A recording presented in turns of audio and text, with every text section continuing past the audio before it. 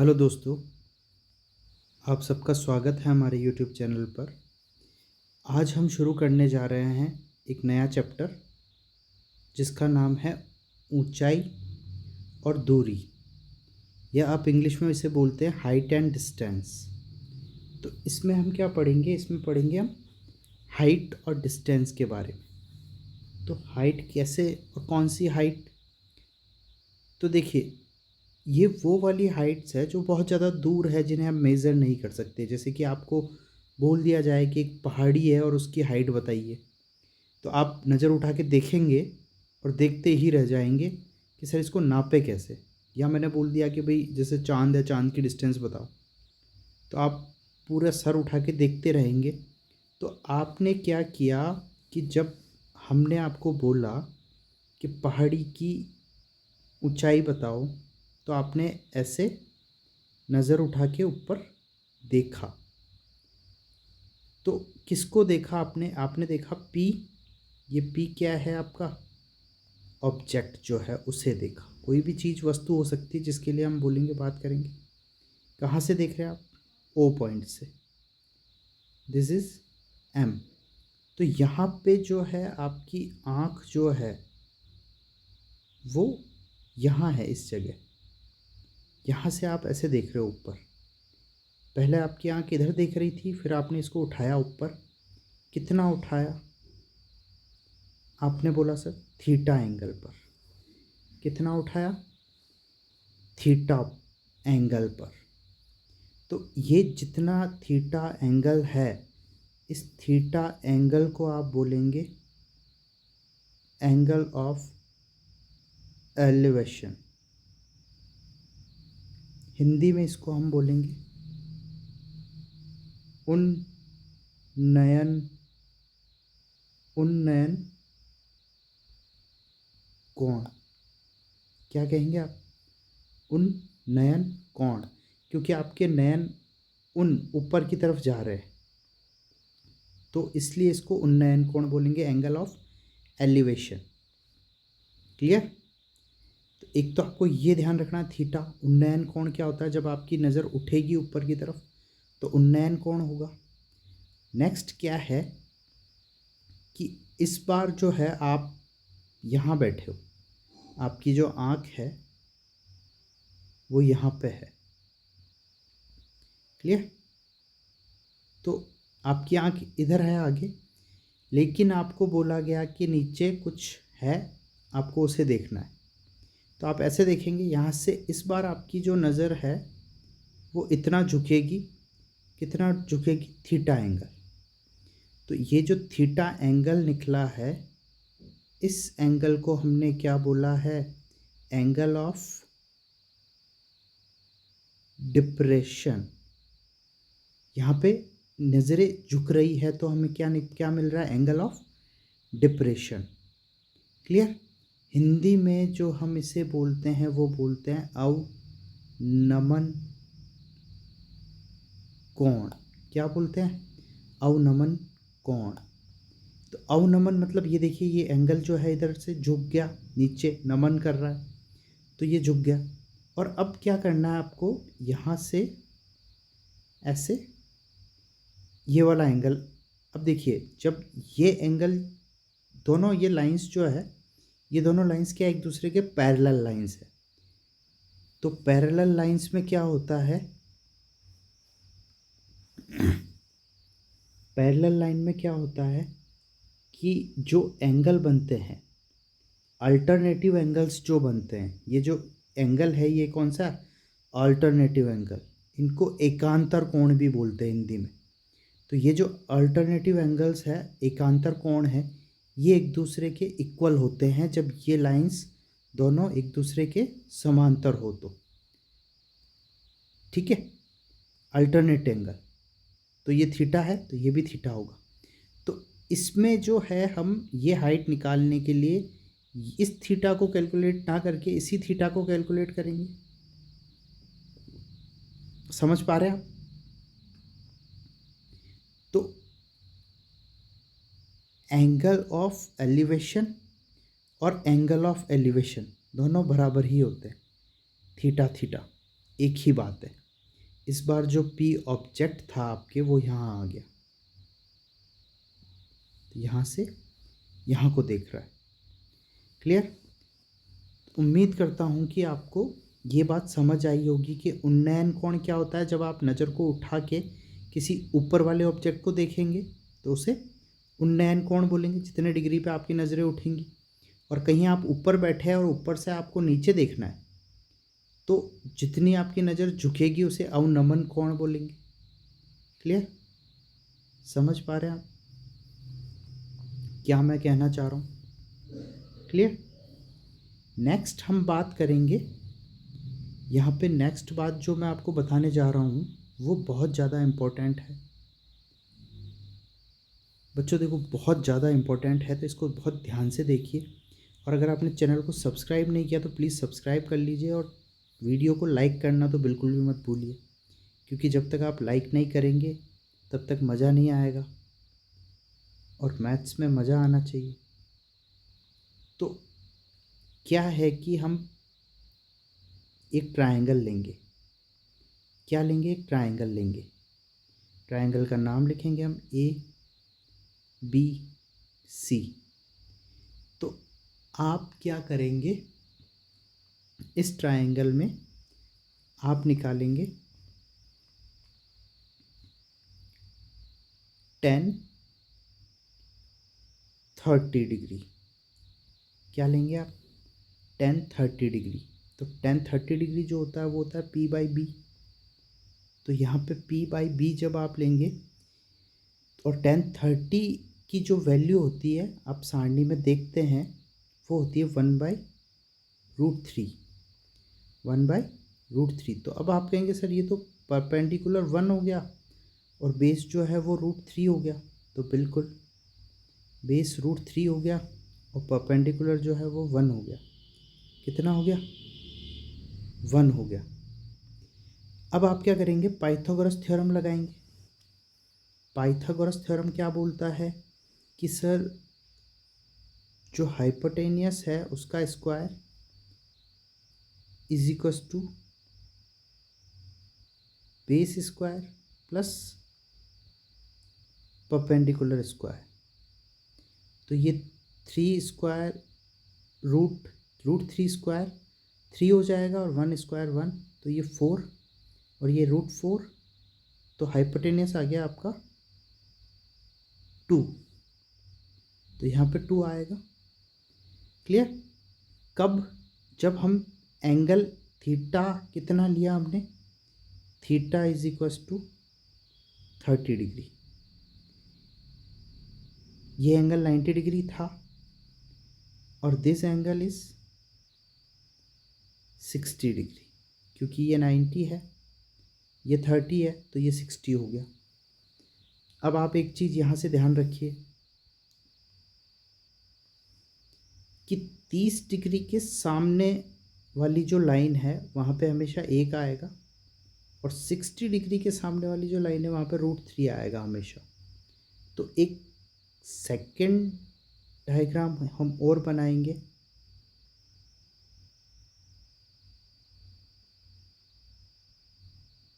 ऐसा ही। क्लियर? तो यहाँ पे अब 30 डिग्री ले लिया। अब नेक्स्ट सारणी में क्या मिलता है हमें? 45 डिग्री। 45 डिग्री, तो ये एंगल भी 45 डिग्री हो गया, ये एंगल हो गया 90 डिग्री। और यहाँ पे जो हम निकालेंगे 10 45 डिग्री इज इक्वस टू 1/1। तो यहाँ पे बेस भी 1 हो गया, परपेंडिकुलर भी 1 हो गया।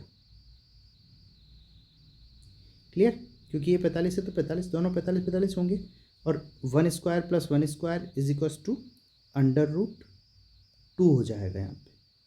तो एक तो आपको ये रेशियो ध्यान रखना है कि 30 डिग्री के सामने हमेशा 1 आएगा, 60 डिग्री के सामने हमेशा √3 आएगा, और 90 के सामने 2 आएगा when theta is 30 degree, and when theta is 45 degree base and perpendicular is equals to both.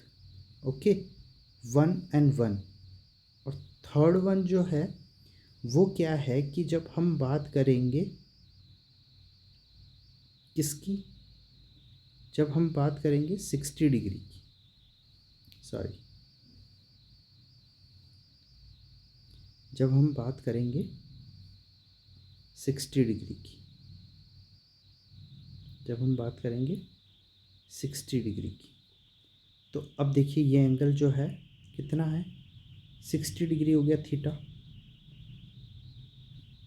और ये जो है 30 डिग्री हो गया। अब मैंने आपको क्या समझाया कि 30 के सामने आएगा हमेशा 1, 60 के सामने आएगा √3 और 90 के सामने आएगा 2। क्लियर? तो ये चीज़ आपको ध्यान रखनी है, 30 के सामने जो है हमेशा 1 होता है, 60 के सामने √3 होता है। क्लियर?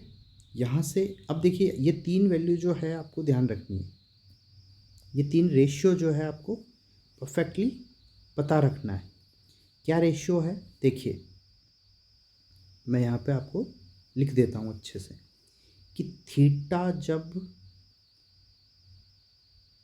30 डिग्री होगा तो क्या रेशियो बनेगा, परपेंडिकुलर बेस और हाइपोटेनियस का क्या रेशियो बनेगा। देखिए परपेंडिकुलर जो है कितना है यहाँ पे 1। क्लियर? फिर बेस कितना है √3 और हाइपोटेनियस कितना है 2। इसको आप स्क्रीनशॉट ले लीजिए, ये बहुत इंपॉर्टेंट चीज़ है जो मैं आपको समझा रहा हूँ। ये हो गया। यहाँ पे थीटा कितना लिया हमने 45 डिग्री, कितना लिया PBH, तो परपेंडिकुलर कितना आ गया यहाँ पे 1, बेस भी कितना आ गया 1 और हाइपोटेनियस कितना आ गया √2। ये एक रेशियो ध्यान रखना है आपको, ये एक रेशियो ध्यान रखना है, ये एक रेशियो ध्यान रखना है। और नेक्स्ट जो रेशियो है उसमें थीटा हम कितना लेंगे 60 डिग्री। तो इस बार परपेंडिकुलर बेस और हाइपोटेनियस जो है इसमें परपेंडिकुलर और बेस एक दूसरे से यहाँ से इंटरचेंज हो जाएंगे, तो हो जाएगा √3 1 और ये 2 ही रहेगा। क्लियर? तो आप समझ पा रहे हैं क्या किया हमने। ये रेशियो आपको ध्यान रखने हैं एंगल के अकॉर्डिंग। और एक बात जो ध्यान रखनी है वो क्या है कि when theta is 45 degree P = B 1 1, ये जो रेशियो है ये आपको बहुत सारे क्वेश्चंस में हेल्प करेगा। क्लियर? तो अब हम क्वेश्चन शुरू करते हैं। देखिए क्वेश्चन क्या बोल रहा है कि एक मीनार के पाद से 50 मीटर की दूरी पर, कितना 50 मीटर की दूरी पर मीनार के शिखर का उन्नयन कोण 60 डिग्री का है, तो मीनार की ऊंचाई बताइए। सबसे पहले आपको डायग्राम एक ड्रॉ करना है फटाफट से, कुछ पेन पेंसिल की ज़रूरत नहीं है। यहाँ पे एग्ज़ाम में कोई आपकी कॉपी चेक नहीं करेगा। तो दिस एंगल इज़ थीटा, और क्या बोला है 60 डिग्री है थीटा = 60 डिग्री, ये 90 डिग्री हो गया और यहाँ 60 आ गया तो यहाँ पे 30 डिग्री आएगा। अब क्या बोला है कि मीनार के पाद से, पाद मतलब ये फुट जो है वहाँ से 50 मीटर की दूरी पर मीनार के शिखर से उन्नयन कोण, तो ये वाली जो डिस्टेंस है, ये डिस्टेंस कितनी दे रखी है 50 मीटर्स। कितनी दे रखी है 50 मीटर्स। तो उन्नयन कोण कितना दे रखा है 60 डिग्री, और मीनार की ऊंचाई पूछी है, ये बतानी है हमें यहाँ पे। तो मैंने आपको क्या बताया कि 60 के सामने वाली जो लाइन है वो होगी √3, 30 के सामने वाली जो है वो होगी 1। तो यहाँ से आपको क्या मिल गया 1 = 50, देन √3 = 50 √3। जब ₹1 में 50 चॉकलेट आती है तो √3 में कितनी आएगी 50 × √3। Answer, this is height only. Clear? तो आप समझ पा रहे हैं हम कैसे क्वेश्चन को कर पाएंगे, कैसे हम क्वेश्चन को कर पाएंगे। एक ही लाइन में ख़त्म हो गया, शुरू होते ही ख़त्म हो गया। यहाँ पे आपको अब tan थीटा sin थीटा कुछ सोचने की ज़रूरत नहीं है जो कि आपको मुश्किल लगते हैं। हमने नाम भी नहीं लिया अभी तक, क्वेश्चन हो चुका है। नेक्स्ट क्वेश्चन करेंगे हम। एक पतंग धरातल से 100 मीटर की ऊंचाई पर उड़ रही है।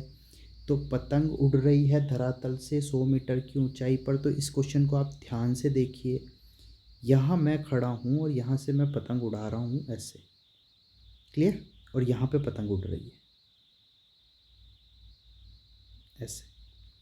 तो पतंग की जो धरातल से ऊंचाई होगी वो ऊंचाई हमेशा 90 डिग्री परपेंडिकुलर जो ऊंचाई होती है वो नापी जाती है। तो ये वाली ऊंचाई जो है ये धरातल से होगी 90 डिग्री, क्लियर। तो ये जो ऊंचाई है ये दे रखी है आपको 100 मीटर। फिर बोला पतंग का धागा धरातल के साथ में पतंग का धागा 30 डिग्री का कोण बनाता है। तो एंगल थीटा कितना दे रखा है आपको, 30 डिग्री। ये उन्नयन कोण ही हो गया। आप यहाँ खड़े होकर पतंग को देखोगे, ऊपर की तरफ देखोगे, उन्नयन कोण हो गया। 30 के सामने मैंने क्या कहा, तो बताओ धागे की लंबाई क्या है, ये बताना है इस बार, इधर वाला।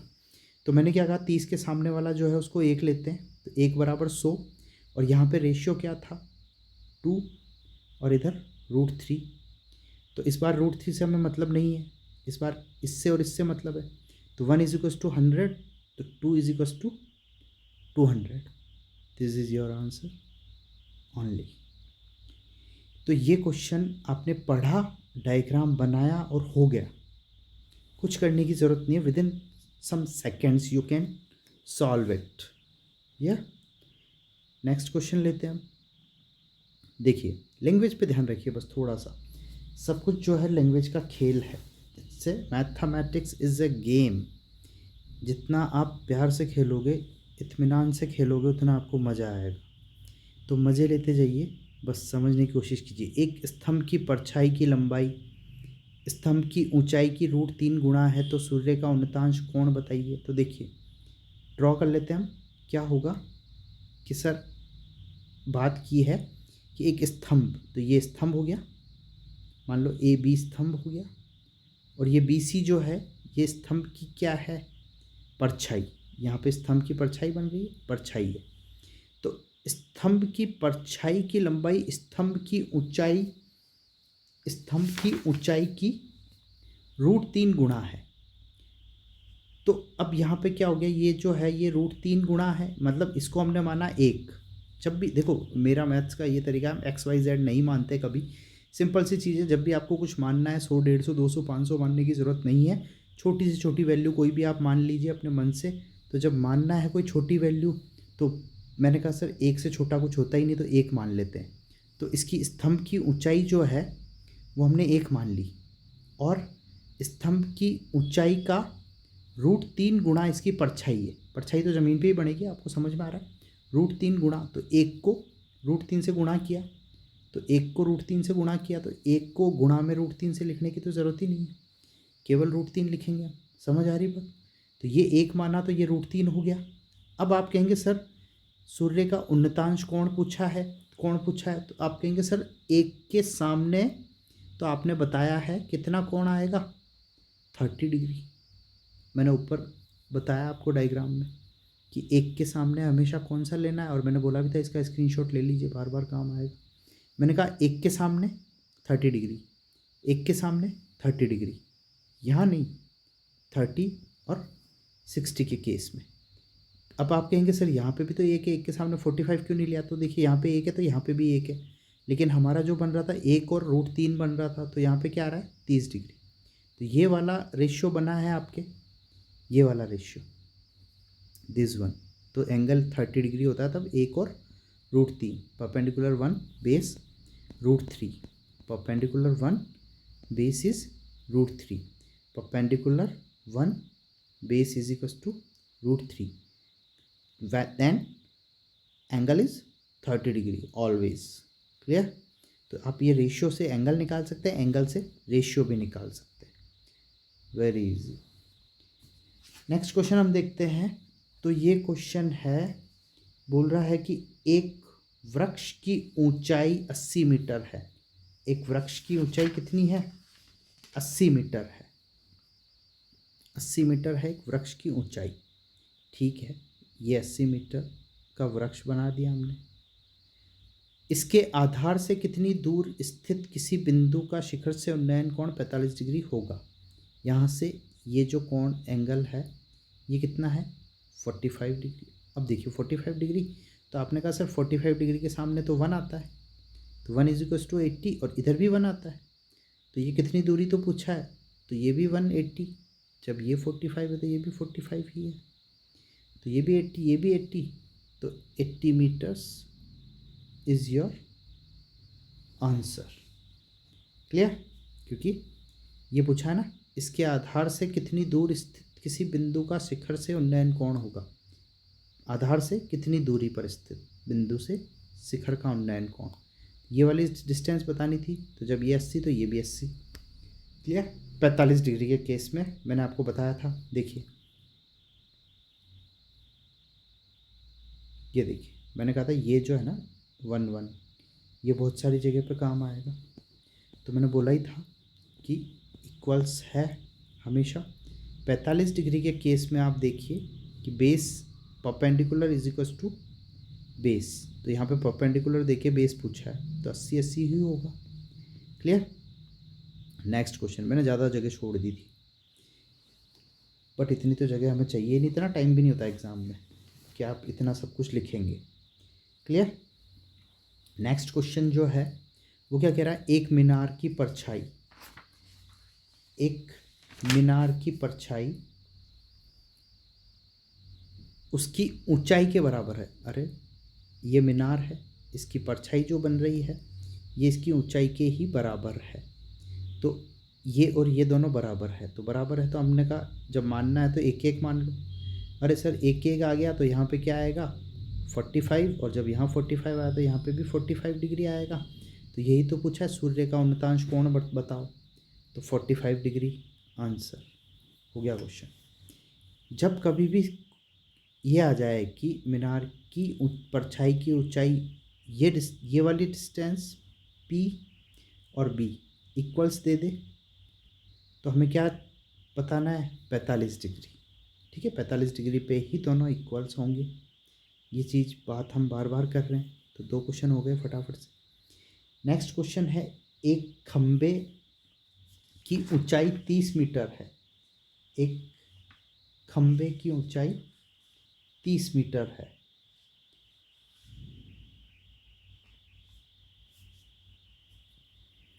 एक खंबे की ऊंचाई 30 मीटर है, इसके ऊपरी सिरे से एक तार बंधा हुआ है, ऊपरी सिरे से तार बंधा हुआ है जो भूमि के साथ 30 डिग्री का कोण बनाता है, तो तार की, तो देखिए क्वेश्चन क्या बोल रहा है, एक खंबे की ऊंचाई 30 मीटर है, तो आपको कुछ भी नहीं करना है, फटाफट से डायग्राम ड्रॉ करना है। खंबा 30 मीटर का है, इसके ऊपरी सिरे से एक तार बंधा हुआ है जो भूमि के साथ 30 डिग्री का कोण बनाता है, ऊपरी सिरे से एक तार बंधा हुआ है, खंबे पे ऐसे तार बंधा होता है, तो ये तार है, ये तार जो है इसके भूमि के साथ में कितना एंगल बना रहा है 30 डिग्री, 30 डिग्री एंगल बना रहा है।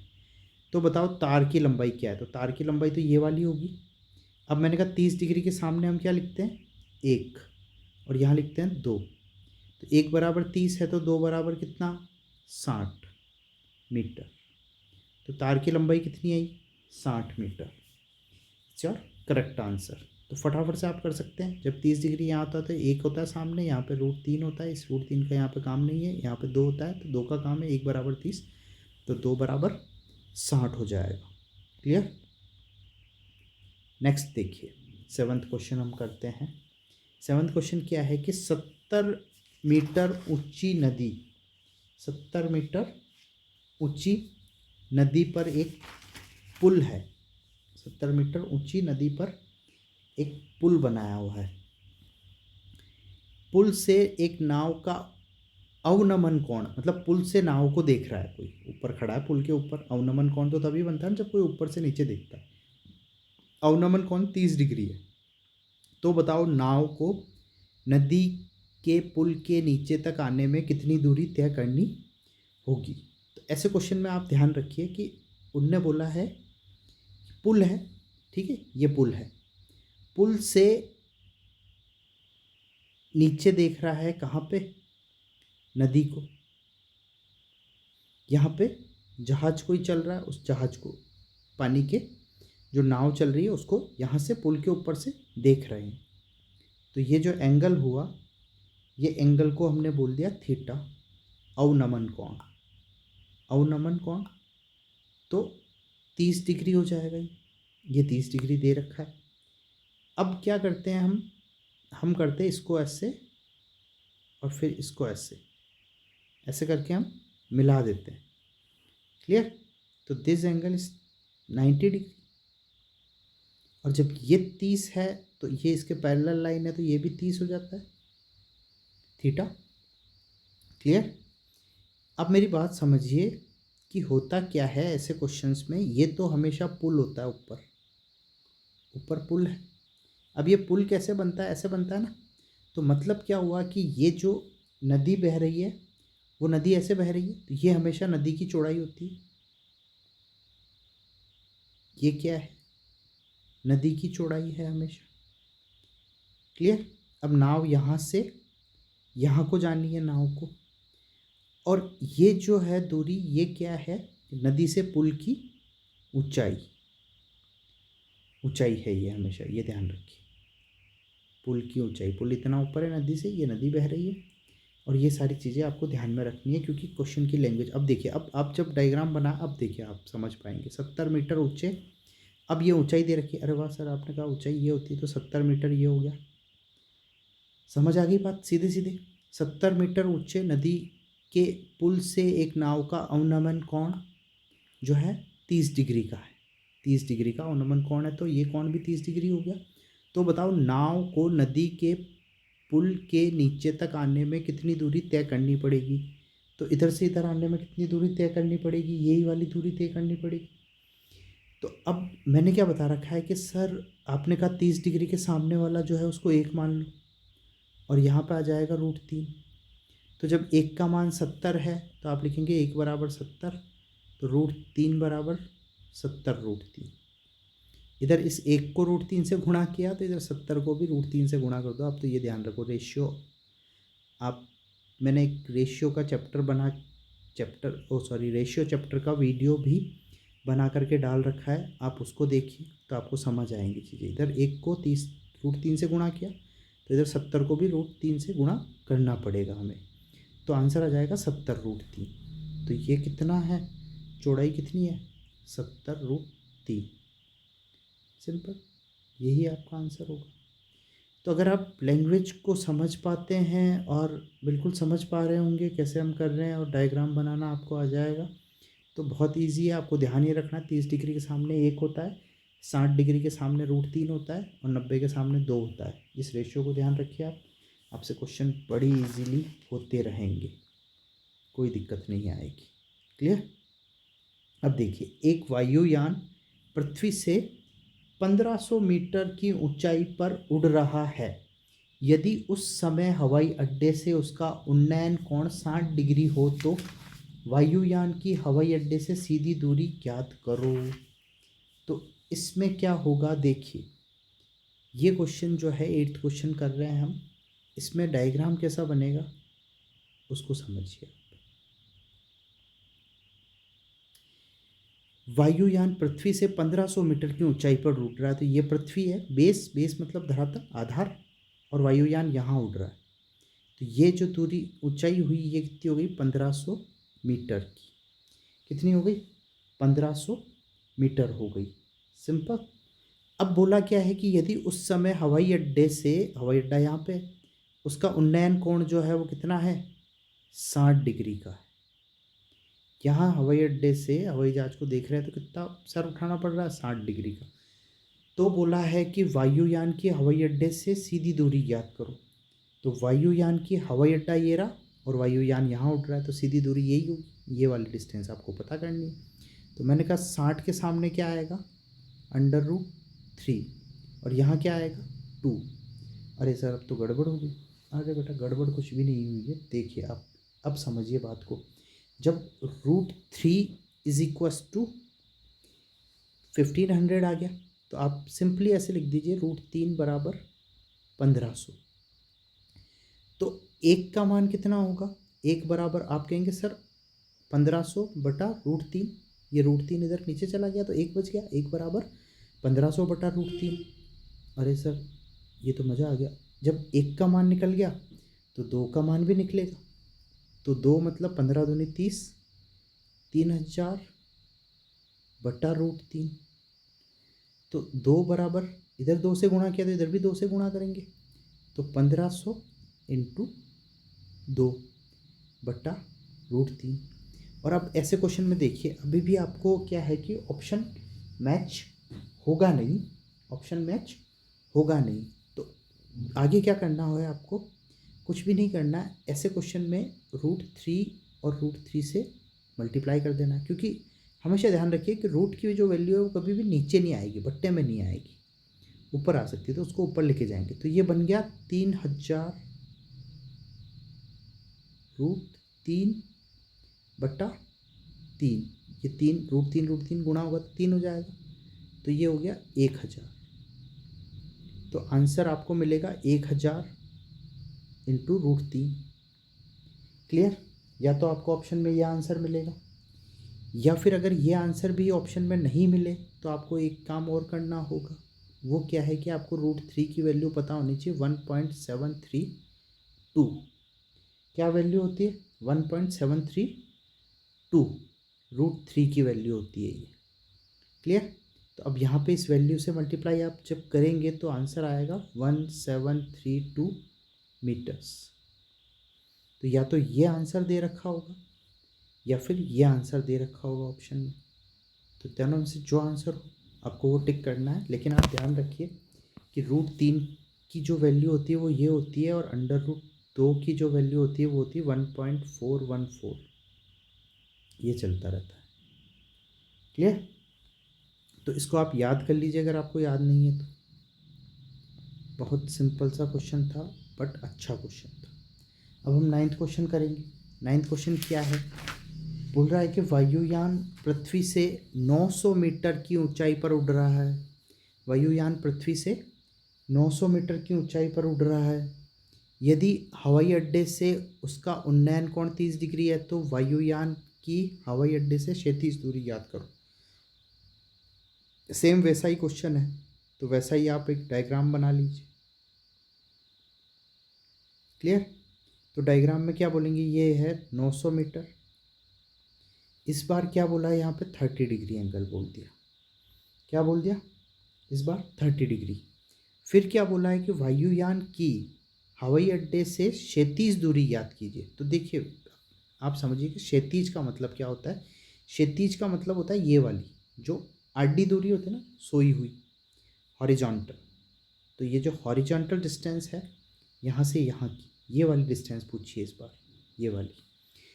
तो किस सर आपने बोला एक 30 डिग्री के सामने एक होता है, तो 1 बराबर 900, और यहाँ पे होता है √3। तो ये हो गया 900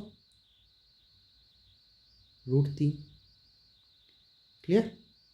तो ये हो गया 900 √3। ठीक है, और 900 √3 हो गया, और √3 की वैल्यू आपको पता ही है, तो उसको आप इससे मल्टीप्लाई भी कर सकते हैं। तो वो ऑप्शन मैंने दिए नहीं है, बट ऑप्शन जो दिए होंगे उसके अकॉर्डिंग आप काम करेंगे, इसकी वैल्यू रखनी है नहीं रखनी है, it's depends on option only. तो यहाँ पे आप समझ पा रहे हैं कि एक की वैल्यू 900 है, तो ये 900 √3 हो जाएगा। क्यों हुआ? क्योंकि यहाँ पे 30 डिग्री एंगल है। क्लियर? नेक्स्ट क्वेश्चन हम देखते हैं। बोल रहा बिजली के खंभे से 10 मीटर दूर स्थित एक बिंदु पर खंभे के ऊपरी सिरे का उन्नयन कोण जो है वो है 30 डिग्री। तो खंभे की ऊंचाई बताओ। तो इसका जो डायग्राम बनेगा वो कैसा बनेगा? देखिए, बिजली के खंभे से 10 मीटर दूर स्थित, तो बिजली का खंभा बनाओ, इससे 10 मीटर दूर जाओ, तो ये डिस्टेंस हो गई 10 मीटर। बिंदु लिया एक, ठीक है। उस बिंदु से खंभे के ऊपरी सिरे का उन्नयन कोण, ऊपरी सिरे को मिला दिया, तो इसका ये जो उन्नयन कोण है कितना आ गया? 30 डिग्री। क्लियर? 30 डिग्री। तो 30 डिग्री के सामने यहाँ पे एक आता है, यहाँ पे √3 आता है। तो आप कहेंगे √3 बराबर, तो आप कहेंगे सर √3 बराबर 10। तो एक बराबर कितना हो जाएगा? 10 बटा √3। और यही तो चाहिए था हमें, तो 10/√3। फिर से वही बात हो गई, तो √3 नीचे आ गया, आप √3 को आप ऊपर लेके जाएंगे, क्लियर, और ऊपर लेके जाएंगे आप √3 को, और √3 की वैल्यू रख देंगे। तो यहाँ पे √3 इंटू √3, तो ये हो जाएगा 10√3/3। तो या तो ये ही मिल जाएगा 10/√3 आंसर में, या ये मिल जाएगा, या फिर इसकी जो वैल्यू रखी है वो 1.732/3 ये मिल जाएगा। और इसको आगे आप कैलकुलेट कर लीजिए, जो भी इसकी कैलकुलेशन बैठती है उसके अकॉर्डिंग जो आंसर निकलेगा या वो मिल सकता है। तो ऑप्शन में जो मिलेगा उसके अकॉर्डिंग आप कर लेंगे, कोई दिक्कत नहीं। कॉपी पेन लेके बैठिएगा, जब भी आप वीडियो देख रहे हैं मेरा, तो कॉपी और पेन लेके बैठो और साथ में करते चले जाओ। अब देखते हैं नेक्स्ट क्वेश्चन। यदि 400 मीटर ऊंचे एक बहुमंजिला भवन के शीर्ष का उन्नयन कोण समतल पर स्थित किसी बिंदु ए पर 45 डिग्री हो तो भवन के शीर्ष व बिंदु ए के मध्य की दूरी बताओ। ये जो क्वेश्चन है आरपीएससी 2004 में पूछा गया है।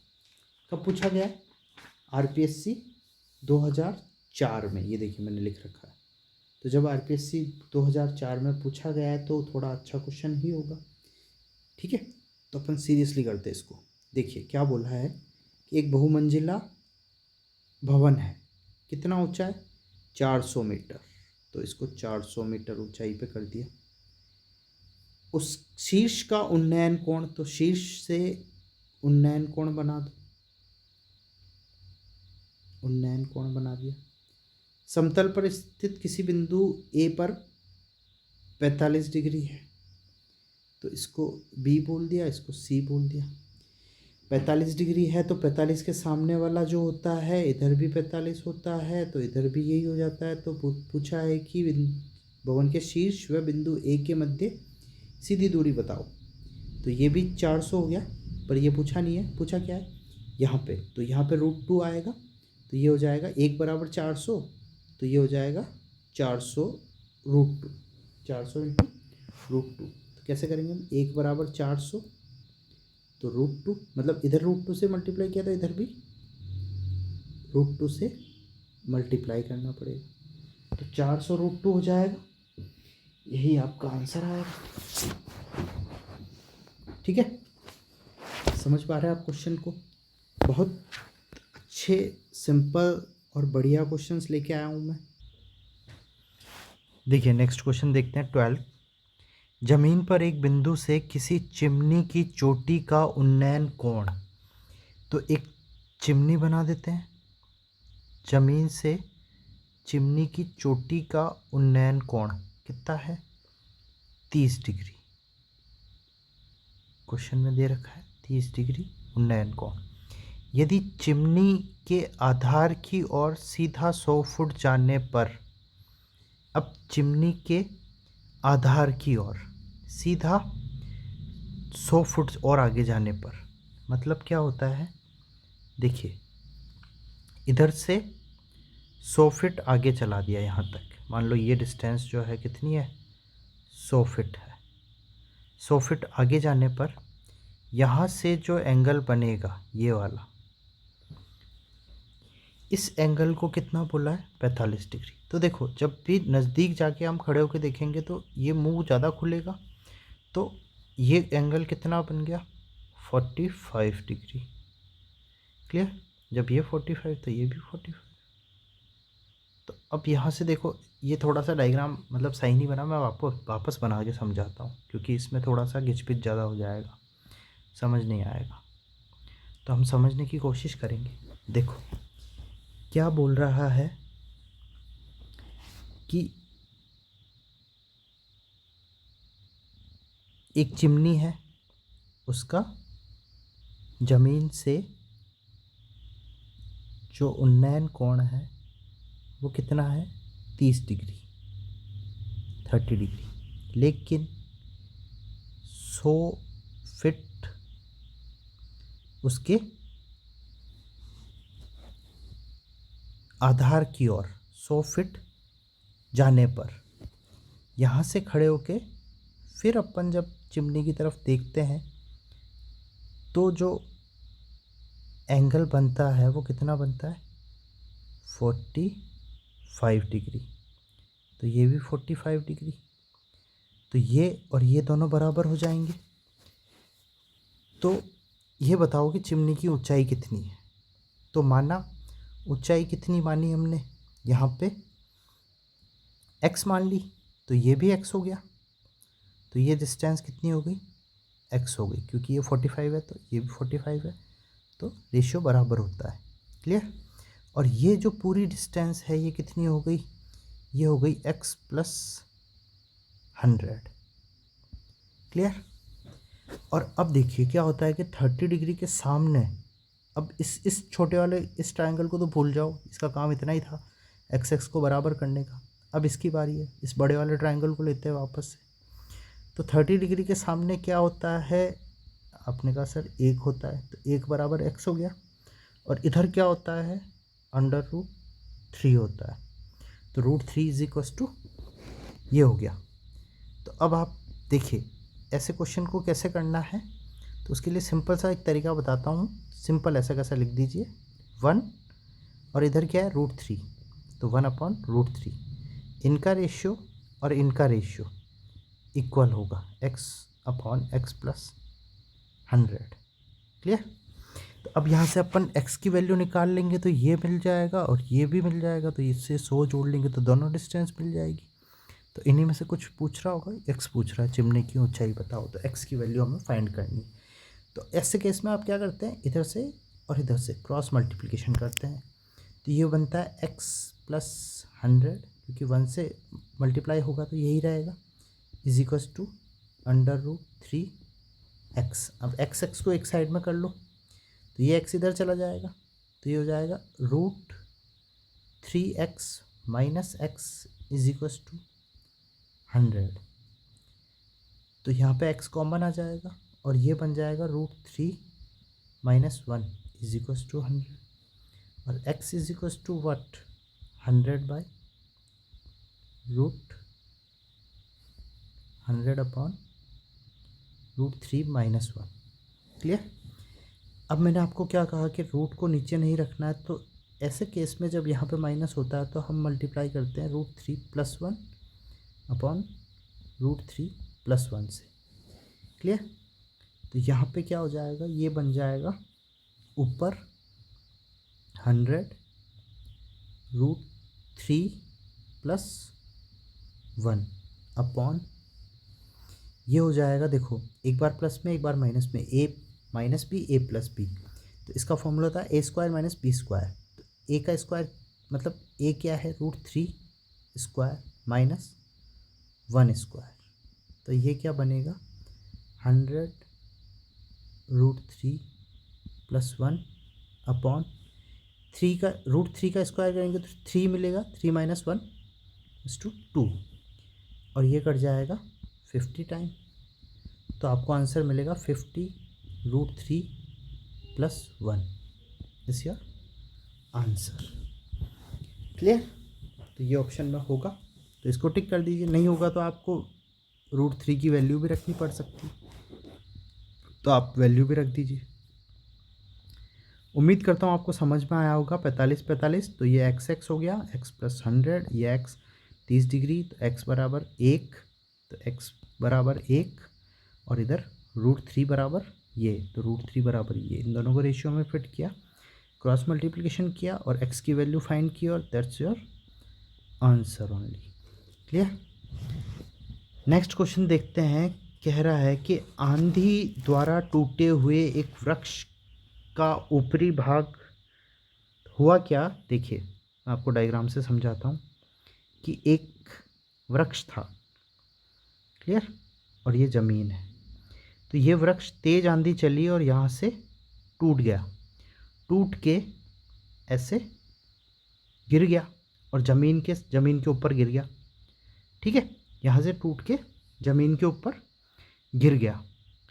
तो अब गिर गया तो हुआ क्या कि ये इसकी हाइट इतनी ही रह गई, और ये जो टूट के गिरा वो भी इसका पार्ट ही था, पर उसको हमने x मान लिया और इसको h मान लिया।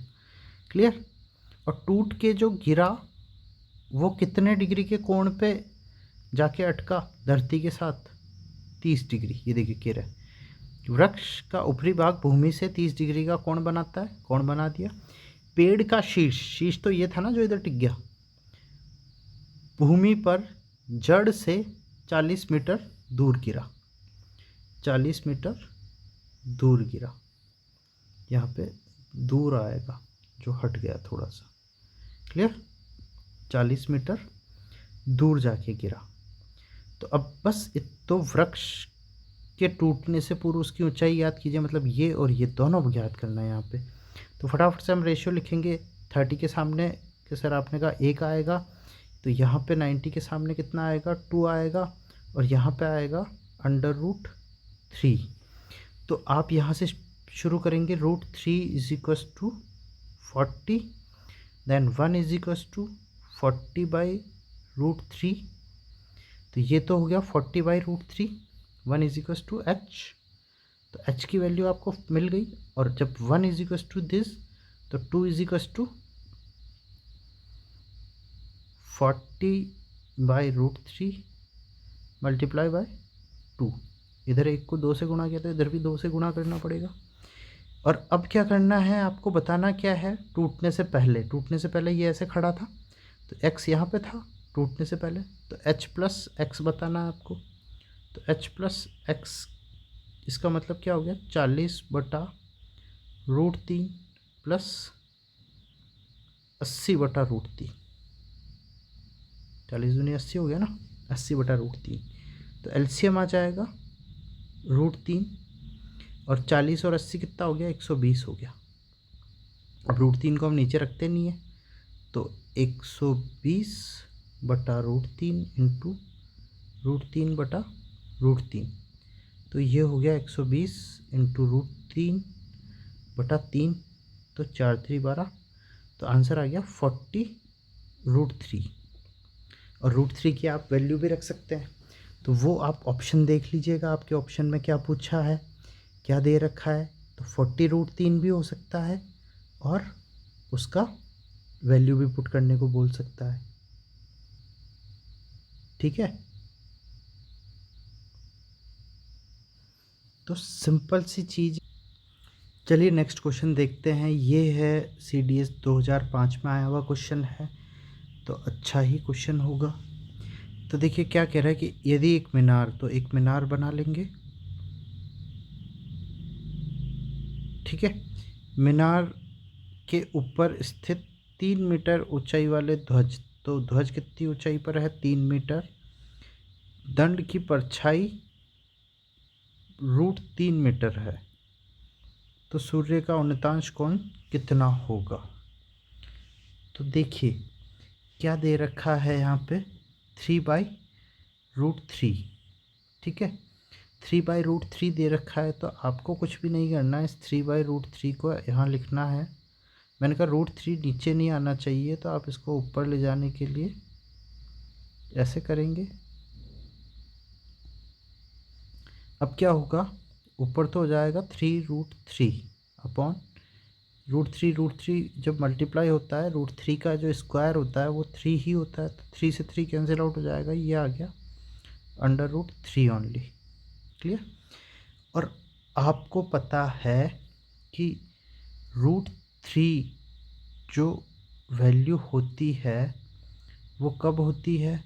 जब थीटा 60 डिग्री हो। क्या हो?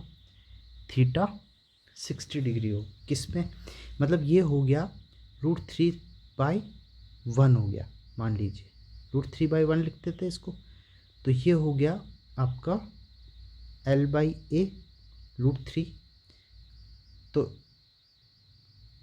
√3 और यहाँ पे 1, तो √3 के सामने तो 60 डिग्री ही आता है। मैंने आपको बोला √3 के सामने 60 डिग्री आता है, तो थीटा कितना होगा? 60। और L/A आप लाल बटा कक्का से करेंगे, तो ये आ जाएगा tan 60 डिग्री। क्लियर। तो वैसे भी 60 डिग्री और ऐसे भी आप कर सकते हैं। √3 के सामने जो है 60 डिग्री ही आएगा। क्लियर।